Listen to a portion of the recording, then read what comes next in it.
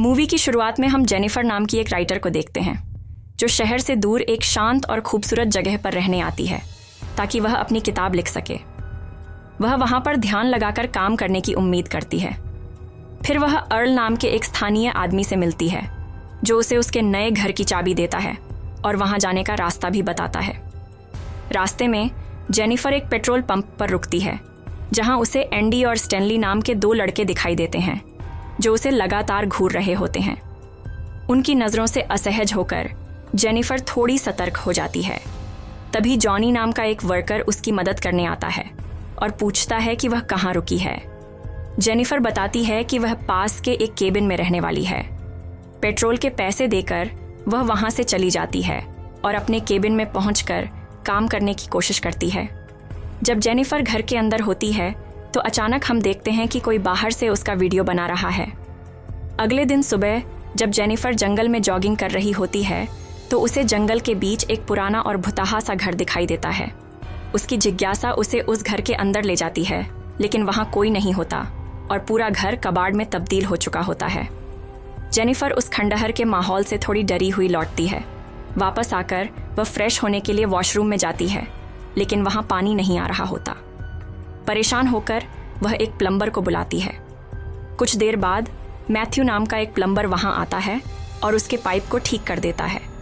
काम खत्म करने के बाद जेनिफर उसे थैंक यू कहते हुए गाल पर किस करती है, जिससे मैथ्यू थोड़ी असहजता महसूस करता है और बिना कुछ कहे वहाँ से चला जाता है। शाम को मैथ्यू अपने दोस्तों एंडी, स्टैनली और जॉनी के साथ मछली पकड़ने जाता है। वहाँ वह उन्हें बताता है कि जेनिफर ने उसके गाल पर किस किया था। यह सुनकर जॉनी को यकीन नहीं होता, लेकिन स्टैनली अपने कैमरे में जेनिफर की वीडियो दिखाता है, जिससे पता चलता है कि पिछली रात उसी ने जेनिफर की छुपकर वीडियो बनाई थी। यह सब देखकर जॉनी की नीयत खराब होने लगती है और वह जेनिफर के साथ गलत करने की योजना बनाने लगता है। रात में जब जेनिफर सो रही होती है, उसे अचानक दरवाजे पर कुछ आवाज़ें सुनाई देती हैं। जब वह चेक करने के लिए दरवाजे पर जाती है तो उसे एक मरी हुई चिड़िया दिखाई देती है और साथ ही बाहर के स्टोर रूम का दरवाज़ा भी खुला हुआ दिखाई देता है। जेनिफर उस दरवाजे को बंद करती है और फिर अपने केबिन में वापस जाकर उस तीनों का फोटो देखती है, जो उसे थोड़ा घबराहट में डाल देता है। अचानक तीनों लड़के वहाँ आकर उसे घेर लेते हैं।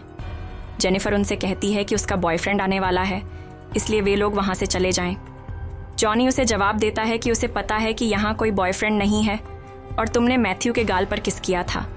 जेनिफर कहती है कि उसने तो सिर्फ थैंक यू के लिए किस किया था, लेकिन जॉनी कहता है कि वह शहर की लड़कियों को अच्छे से जानता है और समझता है कि उन्हें क्या चाहिए। वह जेनिफर को शराब की बोतल देता है और कहता है कि अगर वह इसे पी लेगी तो वे तीनों वहाँ से चले जाएंगे। जेनिफर मजबूरी में वह शराब पी लेती है, लेकिन फिर भी वे लोग वहाँ से नहीं जाते। तभी जॉनी एक बेसबॉल बैट लेकर उसके मुंह पर लगाता है और उससे मुंह खोलकर अपना दांत दिखाने के लिए कहता है।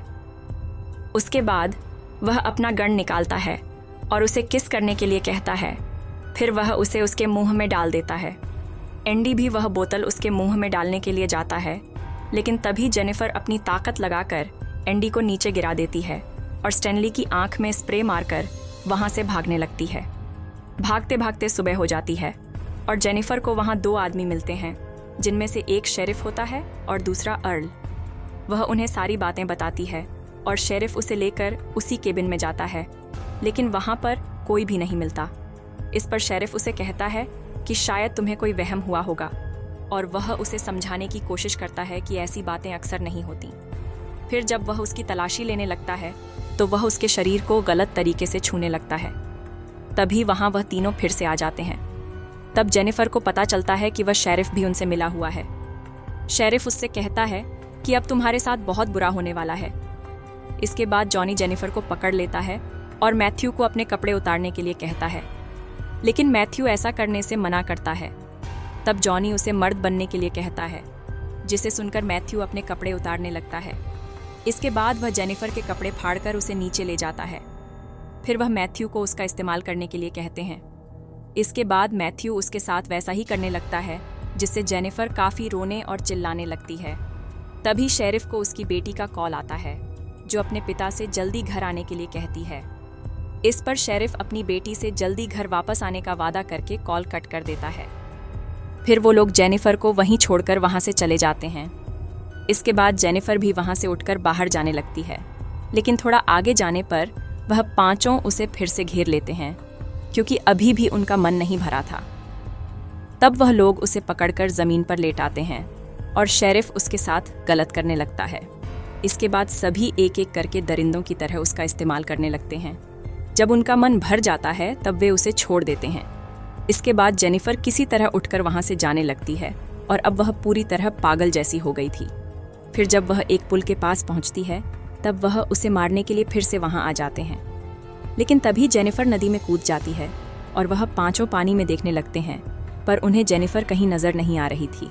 फिर वह कई घंटों तक उसकी बॉडी के ऊपर आने का इंतजार करते हैं, लेकिन जेनिफर की बॉडी ऊपर नहीं आती। इसे देखकर शेरिफ उन्हें कहता है कि तुम लोगों को जेनिफर पर नजर रखनी होगी। अगर वह यहाँ से भाग गई तो हम सभी मुसीबत में पड़ सकते हैं। फिर वह जेनिफर के सभी सामानों को जला देते हैं ताकि कोई सबूत न रहे कि वह यहाँ पर आई थी। इसके बाद रात में शेरिफ अपने घर आता है और अंदर जाकर अपनी बेटी से मिलता है, जहाँ उसकी बेटी उसे बताती है कि वह ऑनर्स प्रोग्राम के लिए सिलेक्ट हो गई है। फिर अगले दिन शेरिफ अर्ल के पास जाकर उसे उसकी चाबी लौटाता है। तब अर्ल उससे पूछता है कि क्या वह लड़की चली गई है, जिस पर वह बताता है कि हाँ, वह चली गई है। फिर हम मैथ्यू को देखते हैं, जो जेनिफर के साथ गलत करके काफ़ी गिल्टी फील कर रहा था। इसके बाद रात में अर्ल शेरिफ को कॉल करता है और कहता है कि उसे जेनिफर की बहन का कॉल आया था, जो कह रही थी कि अभी तक उसकी बहन वापस नहीं आई है। तो क्या तुम्हें पता है कि वह कहाँ गई है? जिस पर शेरिफ बताता है कि नहीं, मैं नहीं जानता। फिर अगली सुबह स्टैनली भागते हुए एंडी और जॉनी के पास आता है और उन्हें बताता है कि उसका कैमरा चोरी हो गया है, जिस पर जेनिफर की वीडियो थी। तब यह सुनकर जॉनी स्टैनली को पीटने लगता है और कहता है कि तुम्हें वह रिकॉर्ड करने की क्या ज़रूरत थी। फिर रात को जब जॉनी टीवी देख रहा था तो उसे अपने दरवाजे पर कुछ आवाज़ें आती हैं। जब वह देखने के लिए वहाँ जाता है तो वहाँ पर उसे जेनिफर की चप्पल दिखाई देती है, जिसे देखकर वह काफ़ी डर जाता है। तभी उसे झाड़ियों से कुछ आवाज़ें आने लगती हैं। जब वह वहाँ जाता है तो वहाँ पर उसे मैथ्यू के रबर बैंड्स मिलते हैं, जिससे उसे लगता है कि मैथ्यू ही यह सब कर रहा है। फिर अगले दिन जब शेरिफ अपने घर आता है तब उसकी पत्नी उससे कहती है कि किसी ने तुम्हारे लिए एक कैसेट भेजा है।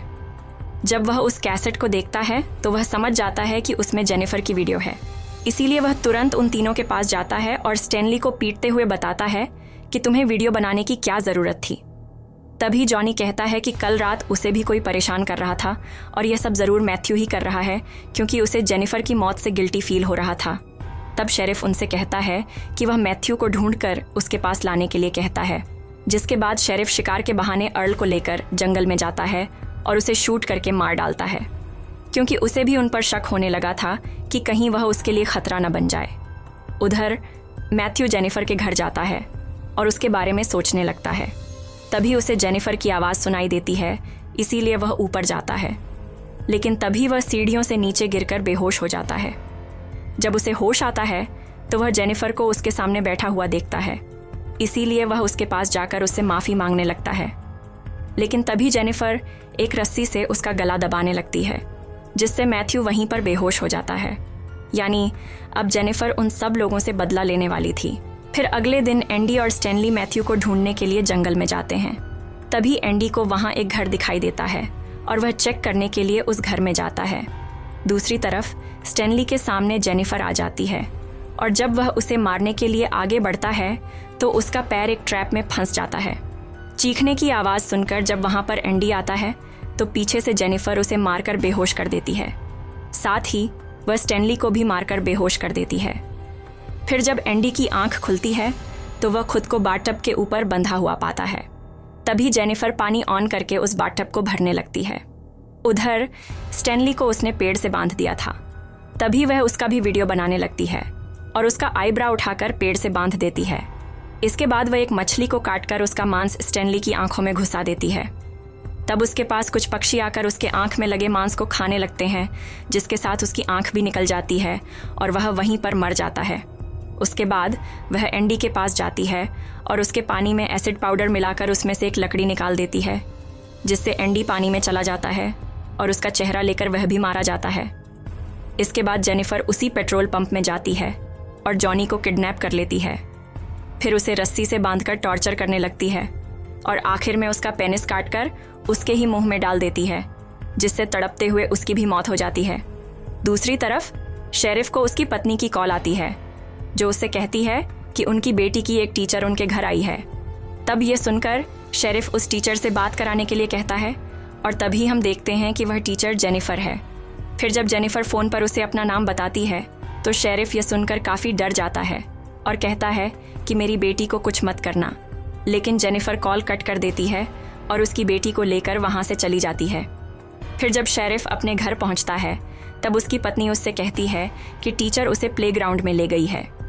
यह सुनकर शेरिफ तुरंत वहाँ पर जाता है, लेकिन उसकी बेटी वहाँ पर नहीं थी। तभी गाड़ी में जेनिफर उस पर हमला कर देती है और उसे किडनैप कर लेती है।